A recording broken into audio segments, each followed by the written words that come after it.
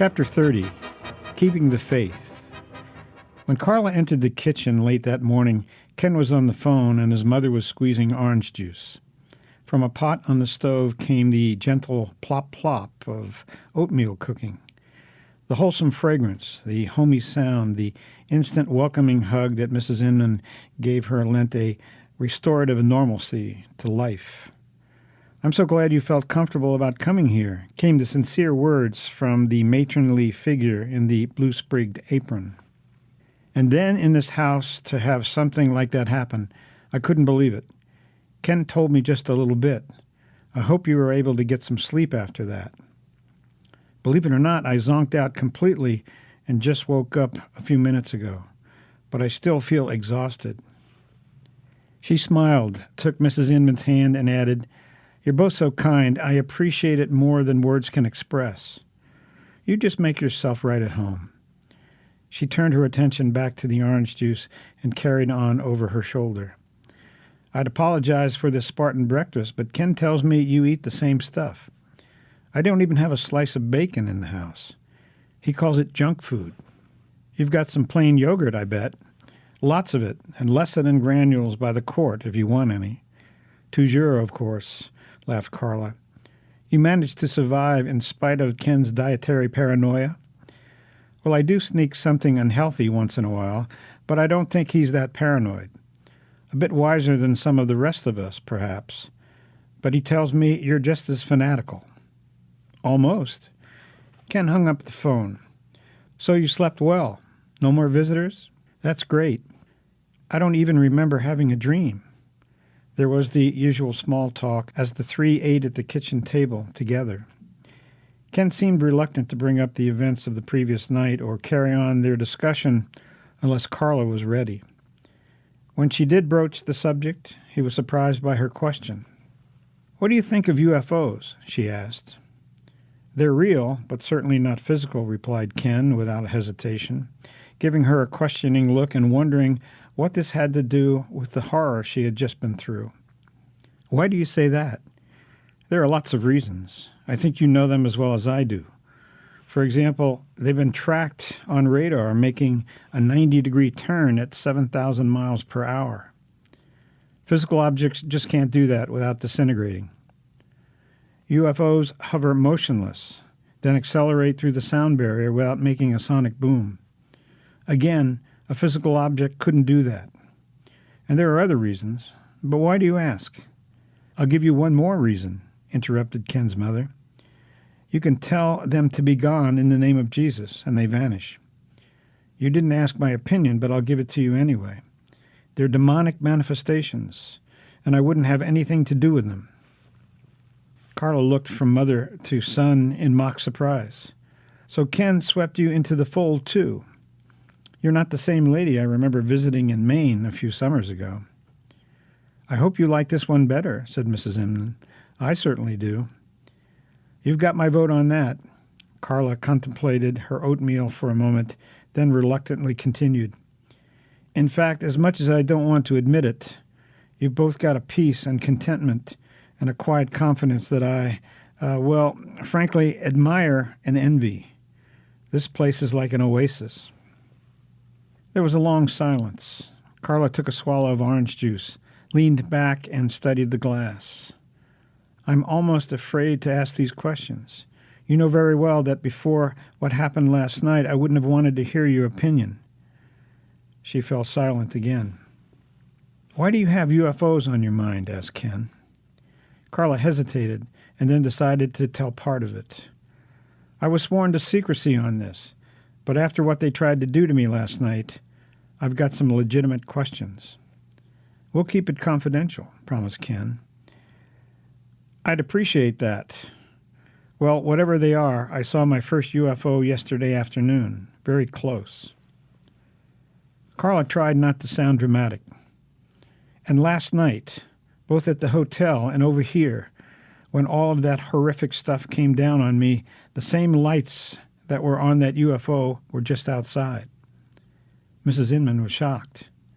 "You really saw a UFO, close up?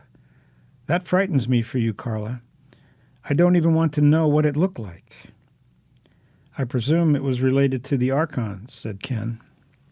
That's right. The Archons told us to be there. Apparently Frank, Del Sazzo, and Kay have been meeting with them this way for some time. Ken was grim. Carla, you know my opinion, so I won't state it again. You don't fool around with this stuff. You could get into this so deep that you can't get out. What was your reaction when you saw this thing? It left me shaken and very confused. It was a horrible experience one moment, but the next I seemed to be drawn into it like I was being hypnotized. And from then on it seemed wonderful and desirable. It's really strange. It was evil and repulsive and yet good and attractive at the same time. There was something very seductive about it that drew me. That's what I was afraid of, said Ken. What did the UFO do? I mean, what was the purpose? It was an incredible encounter with the Archons, but I really shouldn't say any more. I just wanted to know what you think of UFOs, and you said pretty much what I expected you would. I saw this whole episode with my own eyes and still can't believe it. Victor saw it too. The Archons and their craft had to be real, but I'm not sure anymore what that means. Like Del Sazzo and the serpent last night, Ken reminded her. That was real too, wasn't it? And even more frightening and confusing. They're the same kind of event, Carla, and I think you can see that your consent to be involved in the one and then having doubts about it brought on the other. If you won't believe their lies, then their only option is to destroy you before you believe in the one who will deliver you from their power. She winced at the oblique reference to Christ and lapsed into thoughtful silence again. At last she reminded him, as I said last night, I don't think they're trying to destroy me. They could have done that if they wanted to, but they stopped the manifestations when I pleaded with them to leave. Well, there was something after that, but... Look, Carla, said Ken earnestly, there's a lot of prayer going up for you, and if the Archons didn't destroy you last night in the hotel, I'd give God's mercy the credit rather than their benevolence. He leaned across the table. I don't want to give you the wrong impression either. All the prayer in the world isn't going to protect you if you make that final rejection of Christ, and only God knows when that happens. I do appreciate your prayers, said Carla softly. Even if you leave God and Satan out of this, Ken continued, surely it must occur to you that whether you think the Archons are demons or highly evolved extraterrestrials, you have the knowledge and the power as a journalist to become a threat to them. That's what frightens me. If they no longer look upon you as an asset but as a liability in their scheme, he left the sentence unfinished. After a long silence, she said, do you think they can really read my mind? He shrugged. I'm not sure what demons can and can't do. Their power is limited by God and by our relationship to Him. If you play by their rules, you're going to suffer the consequences. I despise them utterly, and I have no fear of them at all. I respect and admire you for that, Ken. That's nice to say, but how do I get through to you? How is God going to get you to the point where you'll admit the truth? Jesus Christ is your only means of escape from the destruction that Frank and Del Sazzo are dragging you into. If you don't open your heart to Him, are you trying to get me to accept Jesus for self-preservation? She asked accusingly. That can't be the only motive, but it's legitimate. In the final analysis, however, you really have to believe that His way is best. If the Archons are actually more loving than Christ and can do more for you, then you'd be a fool not to follow them. And I wouldn't try to persuade you otherwise. But if Christ wins in those departments, then, well, I don't have to tell you. Carla withdrew into silence again. Her lips were trembling when she spoke at last. You know what this kind of discussion did between us before. It's best if we avoid it. Her eyes met Ken's in a moment of shared sorrow. Briefly her hand touched his, then she drew it back. She turned quickly to Mrs. Inman. She was just opening her eyes. The possibility that she might have been praying was strangely comforting. It was a delicious breakfast, Carla proffered. Thank you so much. May I help with the dishes? Oh, don't be silly. I've got all day to putter around here. You've got far more important things to do. Carla pushed her chair back from the table. Well, I really should get out there. Frank will wonder what happened to me. He ought to wonder about more than that, said Ken pointedly. The doorbell rang and Ken jumped up. I'll get it. If you can spare another few minutes, Carla, it's someone you really should meet. In a moment, Ken returned with a sandy-haired man of pleasant manner and military bearing. Carla, I want you to meet my good friend Don Jordan. He's got something extremely important to tell you. Ken pulled out a chair for Don, and they both sat down. You don't need me, said Mrs. Inman, getting up and gathering the remaining dishes from the table. And I've got work to do. Now, before I go, can I get something for you, Don? Some coffee, if you've got it. Will instant do? That's great. I'll take it black. Carla had been looking from Ken to Don questioningly. That name is familiar for some reason. I'm with the FBI, Jordan began. We talked on the phone a few days ago, if you remember. Yes, I do remember. You were in charge of the men who were watching my room and following me everywhere, using me as a decoy to catch those Russians. Don looked a bit uncomfortable. We did all we could. Oh, you misunderstand me, cut in Carla quickly. I'm not complaining at all. I appreciated the protection. Jordan smiled. Thanks. Ken says you have to get back to the research complex, so I'll be brief. What I'm about to tell you must be held in strictest confidence from everyone, and that includes Leighton, Koryev, Morris, Del Sazzo, and anybody else. Are you willing to abide by that? Carla hesitated and glanced over at Ken, but he had looked away. This was to be her decision. If you think it's something I really ought to know, and if those are the conditions, okay, I'll agree to that. Jordan leaned forward. You have a Russian agent working inside that installation, he declared bluntly. Carla drew in a quick breath. Ken looked grim. I'm telling you this in part because of my friendship with Ken and his concern for you, which I share.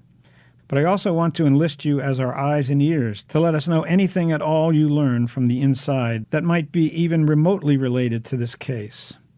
I don't think that will place you in any danger. In fact, it will probably contribute to your safety. Carla was trying to digest this information and assess its implications. I don't know who it could be, she said thoughtfully. Certainly not Victor or Leighton. One of the security men, perhaps? Jordan took a sip of the coffee Mrs. Inman had placed in front of him. As far as we're concerned at this point, he said, everybody who was there that night is under suspicion. Well, I suppose I should ask why I'm not on that list too, said Carla with a wry smile. Or I guess I should thank Ken for that. Well, this is interesting. Mike Bradford, you know, the head of security, is convinced it was an inside job too. Yet Leighton won't hear of it. In fact, we were told that the FBI was convinced this was not an inside job. Carla gave him a questioning look. It's a bit like poker, said Jordan. We had to mislead them as to what we believe, and we have our reasons for that. As for whether someone on the inside was the key to this operation, there simply isn't any doubt. I won't take time to give you the many reasons. One of the most interesting is something that Mike doesn't know. The person who killed the two guards at the gate gave the murder weapon to Colonel Chernoff, the leader of the Russian team. He had it with him in Leighton's office at the time of his death. It was American-made, not Russian. We're trying to trace it. Carla was staggered. I see what you mean. There doesn't seem to be any doubt at all. But why not let Frank know the truth? Surely he isn't one of the suspects. For two reasons. First of all, we want to give the Russian agent a false sense of security. Second, we want everything to proceed normally. It would be very difficult for Leighton to provide normal leadership if he knew what I've just told you. A sense of helpless incredulity gripped Carla. I thought I was hot on the trail of a big story, but I had no idea it would develop into this. It's going completely berserk. If you hang in there, which I wish you wouldn't, said Ken, it's going to get even wilder if the Archons push it to a conclusion. I'm not backing out now, declared Carla firmly. and I don't think Mr. Jordan would want me to. My major motive at one time was a Pulitzer Prize. There's a lot more than that at stake now. It's ironic, Ken, that even if your arguments about who the Archons are and what they're up to are all true, that gives me even more reason not to back out. Ken looked at her in alarm. You've lost me, Carla. I got into this because I just happened to be in the right place at the right time to save Victor Koreff's life. And I certainly won't abandon him now, demons or no demons. I don't know exactly what the two of you are talking about, said Jordan, standing to leave. You understand, Miss Bertelli, that someone on the staff out there, someone that you may work with every day, is a ruthless murderer who shot 2 guards in cold blood, undoubtedly let the special assault team into the base, and is probably still committed to the same objectives. Does anyone at all stand out in your mind as a possible suspect? Not really, said Carla. She hesitated. Well, perhaps I should say that Victor told me he thinks Kay Morris is Russian. Of course, she could be Russian and not be the one. We've already checked her out along with everyone else, and she certainly isn't Russian, said Jordan. He pulled a pad from his inside pocket and made a notation. We'll go back over the data. Well, I guess I'm game for whatever you want me to do, said Carla. Great, said Jordan. We'll count on you to tip us to anything you think we ought to know. Nothing is too insignificant. Anything at all that strikes you as suspicious or out of the ordinary, let me know about it right away. He handed her his card. Don't call me from the phones out there. I guess you know they're all bugged. I assume that, she said, and I won't carry this card with me. I'll memorize the number. The three of them walked toward the front door together. Jordan reached into his coat pocket, pulled out a snub-nosed .38 revolver, and held it out to Carla. Do you know how to handle a weapon like this? She took it, broke it open, and spun the cylinder. It was empty. I've done quite a bit of target practice. Yes, I can handle it, and even hit what I'm aiming at, believe it or not. Ken said you could, but I wanted to see for myself. Jordan opened his briefcase and brought out a box of ammunition. Here you are. I'll load it right now, and don't go anywhere without it. I've taken care of the paperwork, so you're authorized to carry a concealed weapon. Don't hesitate to use it if you have to. Carla looked grimly from the weapon and ammunition in her hands to Jordan and Ken and back again. Well, I sure got myself into something, didn't I?